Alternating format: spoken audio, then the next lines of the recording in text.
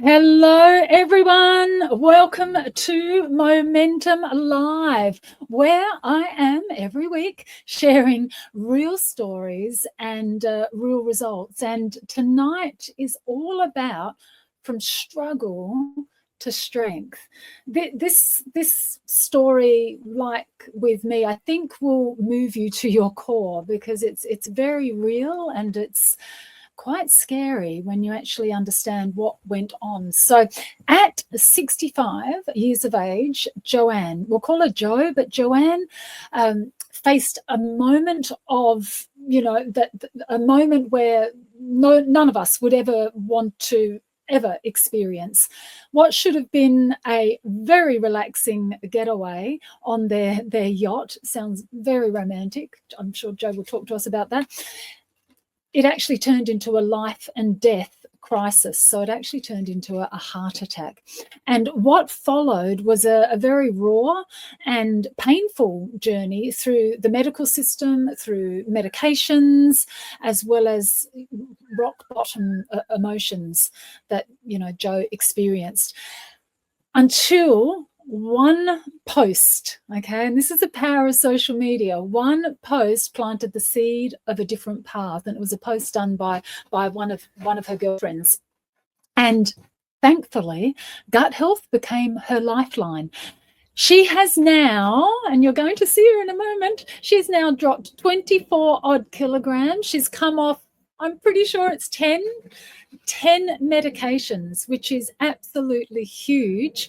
And she's now, a woman of my heart. She's a passionate advocate for gut repair and showing others, to do what she once thought was quite impossible. So let me bring on the one and only Jo-Anne. Hello. Hello. How are you tonight? I'm extremely well, and it's wonderful to be able to say that I am extremely well. Oh, isn't it? It's a good feeling, isn't it? It Yes, is. I hear you there. So look. We've got a few questions that I would really love to go over with you, and I suppose first up, I just want to ask. Let's go back to that moment in the boat, and I'm sure you think about this all the time. I know when I've had trauma in my life, we often find ourselves going back to it and just reflecting on what if. But what was actually going on? What was going on in your mind at that time when you first felt the chest pain? And did you have any idea how serious it would be? Well, to answer that, did I know how serious it was? No. John and I had decided to go away for the week. We'd been in Bali about 3 weeks before scuba diving, and we decided to take the yacht away. Weather was perfect. So we went across the Gulf. I'd taken Bella for a walk, and I came back and said to John, I've got this little pain in my chest here. I said, I think I've pulled a muscle or something. I said, it's really uncomfortable, and didn't really think much more of it. About half an hour later, John said, how are you going? I said, this pain is still here. And he went, it's a heart attack. And I went, no, dear, it's not. I've got a pain in my chest, just a pulled muscle or something. Yeah. And he kept on insisting, no, it was a heart attack. And I thought, being paranoid. And so he called an ambulance. Paramedics came down. Now, we're in a little country town on the York Peninsula. And they came and said, we'll take you to Yorktown Hospital, get you checked out. And I think, this is a whole lot for just this tiny little pain. And I thought, I'm just wasting everybody's time. This is ridiculous. Yes. So really not a lot was going through my mind other than this seems just such an overkill, because it was honestly just like a little pulled muscle. Yes. We all get the understanding that, heart attacks, you'll get the pains down your left arm, you'll have this crushing pain in your chest, you won't be able to breathe, or you'll, collapse. Boy, have I learnt that is so not right. Isn't it? That I can't say a lot was going through my head. I didn't know how serious. I didn't know what was even going on. Yeah. Got to Yorktown Hospital. They kept me in overnight. Now, they were understaffed. They had no doctor. It was just a series of events that actually just exacerbated things. Yes. After the night, they said, look, we can't see anything. Nothing's really coming up on your tests. Just go back to the boat. When you get back to Adelaide, go and see your doctor. So went back to the boat. The weather had come in bad. We had to sit there for another 3-4 days. Right. And this pain just didn't go away. It didn't Still get the worse. Same Okay. pain, but it just didn't get worse. It was just there and making me feel just really yuck. Yes. But I was still taking Bella for a walk 3 times a day. I was still doing everything. I was getting tired, which was a little bit unusual, but just sort of thought, maybe I've come down with a bug because we were in Bali. Yes. John kept panicking, saying, no, it's a heart attack. I've got to get you back to Adelaide. Got to get you back. So at 4 o'clock in the morning, he said, look, we've got a lull in the winds. We'll get back to Adelaide. Now, it's a 6-hour crossing. It's not a quick little trip. So it's 6 hours. Yes. The weather was still quite choppy and I get seasick. So, oh, no. So I spent 6 hours downstairs throwing up because I was violently seasick. And I'm thinking, oh, this is, it's just a bug. Yes. And so I didn't panic. It was just like, yep, I'm bulletproof. I'll be okay. Nothing's going to get me. Yes. And so that was sort of the build up until we got back to Adelaide. John had arranged for an ambulance to meet us when we got into the berth. They came down, did a couple of very quick tests and went, shit, it's a heart attack. We've got to get you to the hospital. And that's when I guess the shit hit the fan. Yes. Yes. I still don't have very good memories of that because it was a blur. The main memory I have is being in surgery and the cardiac surgeon sort of was busy scanning, looking for the problems. Mm-hmm. And I remember him leaning over me and going, his actual words were, oh, shit, I can't believe you're still alive. This should have killed you. Oh, that's and I went, incredible. Really? I kind of still feel okay. I've just got a pain in my chest. Yes. But he said, nope. He said, we don't call it a widowmaker for nothing. He said, you've got a blood clot in your main artery and a blood clot in one of the, I can't remember which one of the chambers of the heart. Gosh. And I had that for 4 or 5 days. And you didn't know. And you thought that that's really intuitive that John knew. John's had 3 scares. Okay. So he knows the signs and understood that females show those signs very differently. So he was not about to take any chances. And, I would never have phoned the ambulance. So I'm kind of lucky that he did and he took those steps because otherwise I would have just come home and gone to bed. Yes, that's right. So many of us would. And, yes. And that's what I love about the journey of life. It's almost like other people have these experiences and then we can benefit from those experiences. It's that, flow-on effect, that knock-on effect of how in some ways we're also connected. Our lives are all connected. Yeah. So in essence, John saved your life. He did. Very much so. Amazing. So you then go on to say that obviously you were a lot heavier then, which would have put you at high risk. I was close to 90 kilos. Cardiovascular disease. But you shared something incredibly raw to me, and you told your husband that you wished the heart attack had killed you. Now, this was when you were discharged. You had gone home. They had given you a concoction of medication, which there's no right or wrong there. You needed something. You had a blood clot. You just had a heart attack. But they gave you all of these medications. You know, what was happening for you emotionally at that time? And what sparked the shift that made you, you know, take another path? Yes, so I'm also a type 2 diabetic, and during COVID, I worked for a company that sold or manufactured respiratory protection equipment. So everything from disposable masks right through to BA systems to ventilators. So you can imagine the stress we were under during that COVID period. Yes. And so I let my diabetes get out of control. And I let the stress get to me seriously.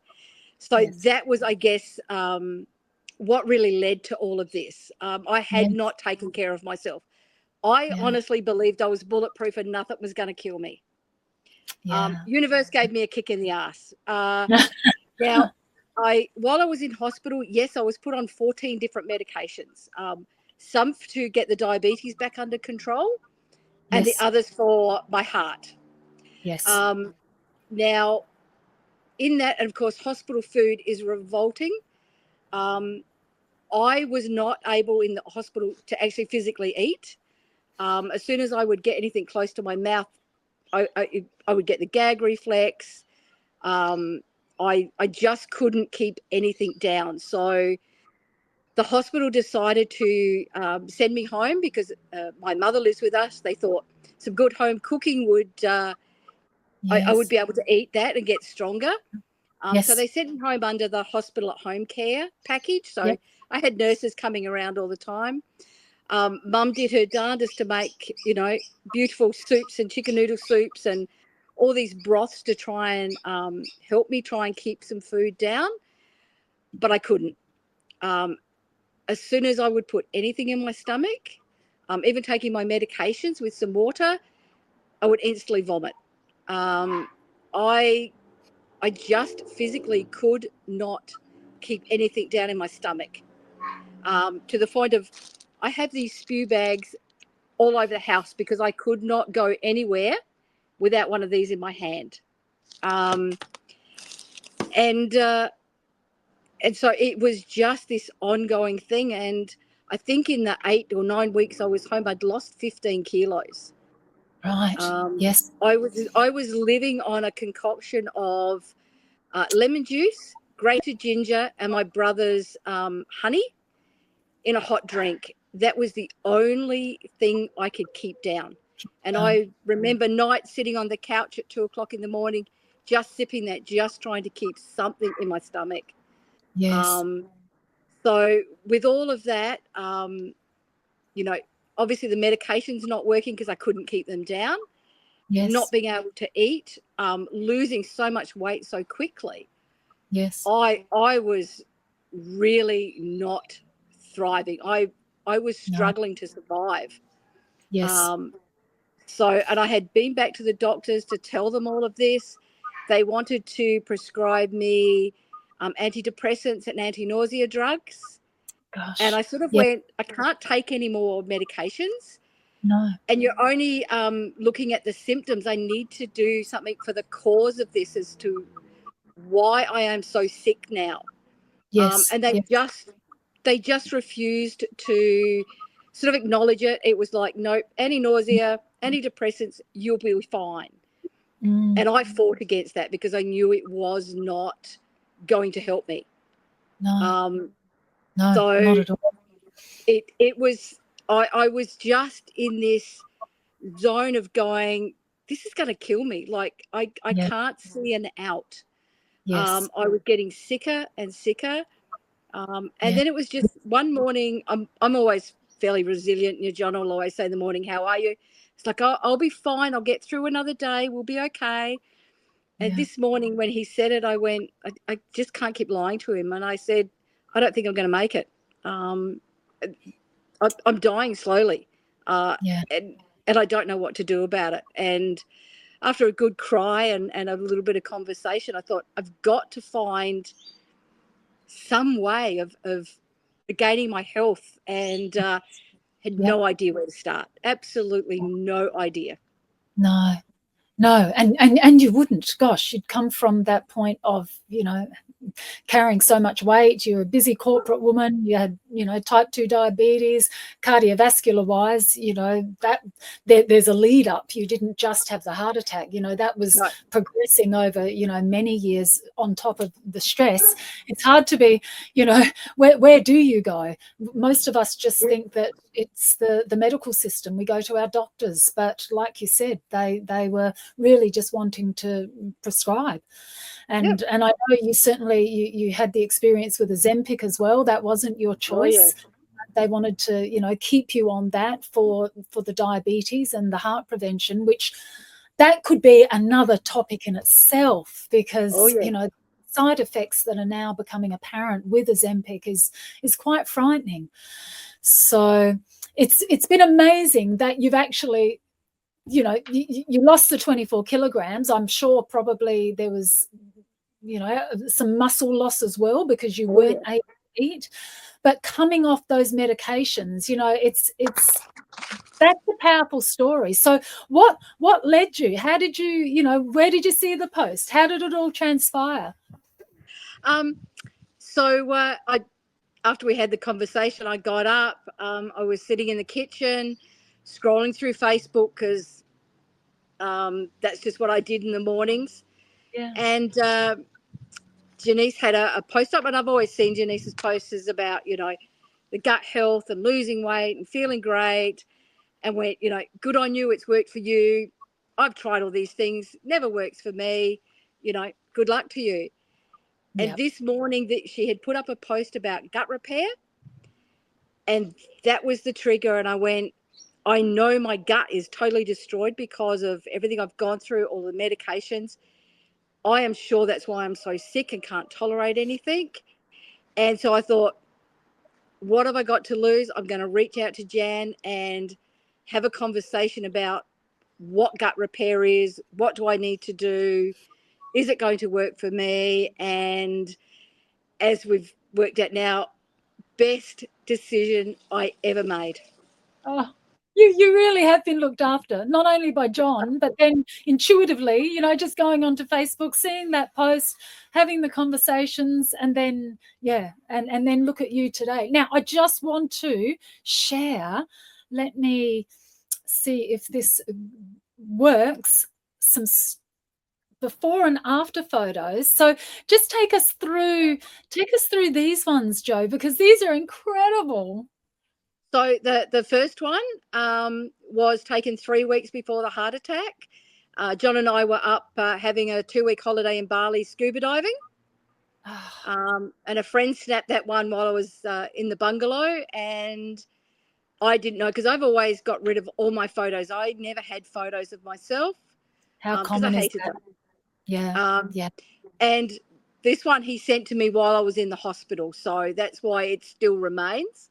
I hadn't deleted it. So that was me. I was close to 90 kilos, but hey, fit, active, scuba diving, having no problems.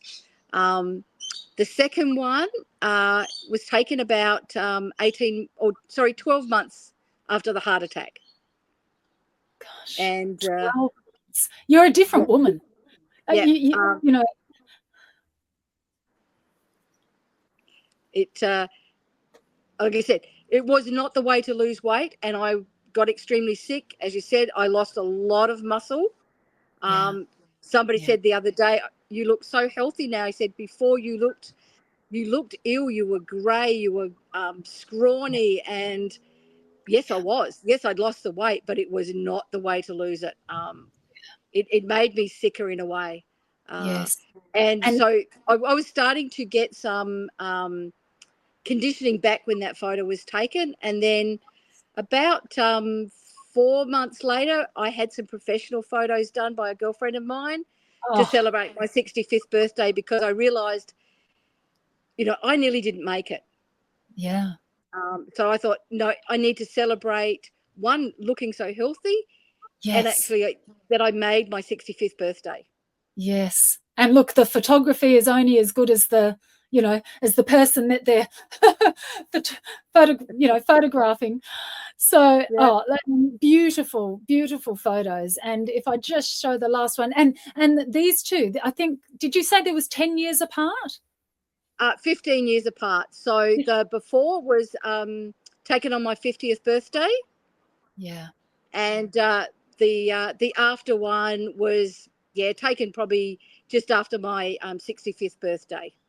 Incredible. Incredible. In absolutely, yeah, you've done amazing, Jo. You really have. And I can't tell you how proud I am. And, you know, just to be able to go through that ordeal, but then, you know, come out of, you know, having a heart attack is one thing. And then going on the medications and, you know, it's polypharmacy when you're on so many medications, the cross interactions of those medications, you know, to probably feel so low. And then to be able to go to the next stage, you know, because there's really 3 separate events that have taken place for you. So Yes. now you're on the other side of the journey, you know, you're helping others. What would be the one thing that, you know, you wish for every woman struggling with her health could fully understand? What would be the one thing? I guess it's truly understand that you are your families and your loved ones' most valuable asset. Yeah. They don't Yeah. function without you. No. I learned that very quickly. I've always been a nurturer. I've always looked after, you know, my family, my daughter, my loved ones, my mum. Like I said, my mum lives with us. Yeah. I'm always trying to look after everybody, and I never looked after myself until that moment when I was told I should be dead, and I had to look at Mum and John. They were in the hospital, and went, how would they cope without me? Yes, that's right. And so that's when that whole change happened. I went, actually, to look after them, I have to look after me. Yeah. And that has taken some huge mindsets, because I've never thought of it that way. But Yes. if I could tell anybody anything, you know, if you love your children, your husband, your families, it's you that is the one valuable piece in that. You can insure your life, but money is never, ever going to replace you. No, that's right. And we always, you know, I've always said that back in my practitioner days, you know, if the woman's health goes down in the family, who look, and that's not to say that there's some really great men and, you know, or partners that can, you know, take up the slack, but certainly, you know, if the woman of the household does go down, then who does look after the family? And I think it's an act of self-love. You know, we need to be able to, you know, we live in a society that says that, you know, we shouldn't put ourselves first, that it's selfish, but it's actually self-love. It's being selfless. You know, it's actually thinking of, right, we need to look after ourselves, we need to get our health right, we need to be the role models to our children and our grandchildren as well. You know, so your story, Jo, look, honestly, just thank you. Your story is really, really powerful on so many different levels, and I'd love to have another conversation later about, you know, the management of the medications and all of that. But, you know, this conversation, I'm sure, would have really stirred something deep for many watching, probably a lot of women as well. And, you know, it is a reminder that no matter how far gone, you know, we feel, there's always a way back. You know, it might not look like a quick fix at the time, and it might not be another prescription, but at the end of the day, the body does want to heal, and you've just got to give it the right tools. And obviously you were proactive, which was incredible. And, you know, you then had people come into your life that could say, well, hey, this is the path we think you should go down, and you took a leap of faith and you went with them. So I'm so thankful that we've got to connect and that you've been able to share your story. And of course, if this has resonated with anybody watching, please, reach out to Jo, reach out to me. I'll put you in contact with Jo. I'll put you in contact with her support team as well.